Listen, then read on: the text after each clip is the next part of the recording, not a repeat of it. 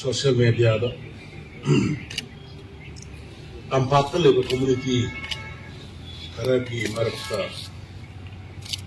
yamna taaba nungaitaba wahi wata sijinnaba adagi paabada nungaitaba wahi wata iriga social media da thagalakpa gumba social media si communization tawna gumba moina sijinna kudama tawba adagi imung manungi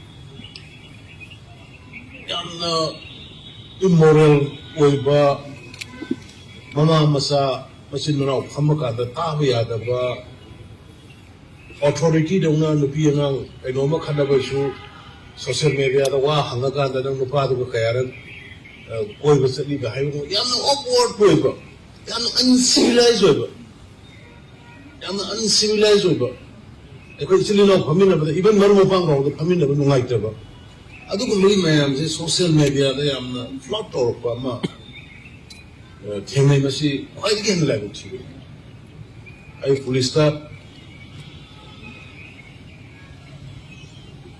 intelligence wing dai haikhre notice comment notice to kan loi na youtuber sing page sijinnariba ki holders in social media ki Instagram ki oiro Facebook ki oiro X ki oiro mayam punamak manipura operate ori bisindu loi na ikokhallo kan moi the awareness with warning,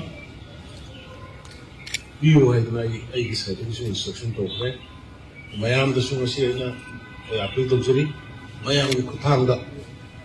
Adugumba Nigi, Magi, Nupi, Magi, Nupamagi, Ijat Loibia report.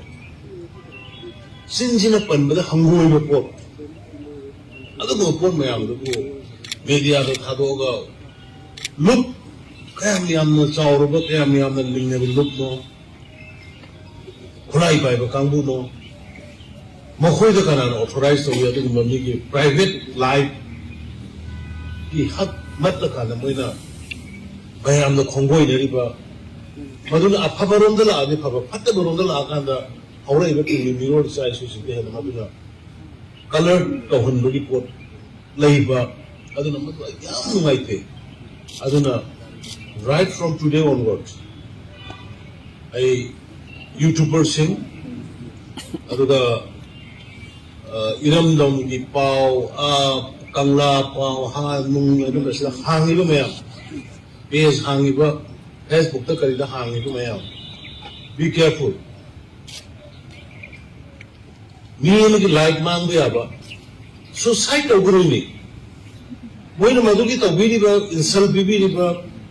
Discrimination to give it to Kang Mokta Mido, society of Madu responsibility to Madu Facebook is to Madu like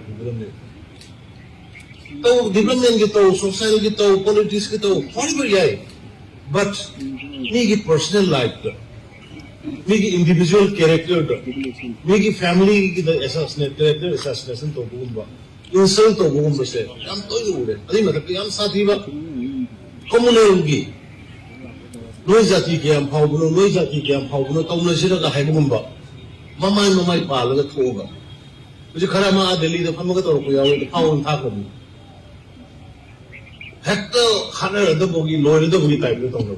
That's why the Hamagato, Kaman, the Hamagato, I'm sure. When I'm so part of it, like Tibuna, a legal system, in the 7 years, key. Like Ragadi Madu, Hypogumba, restriction Masama, advantage here, no gate of it. Maduna society that denies of Gidudi.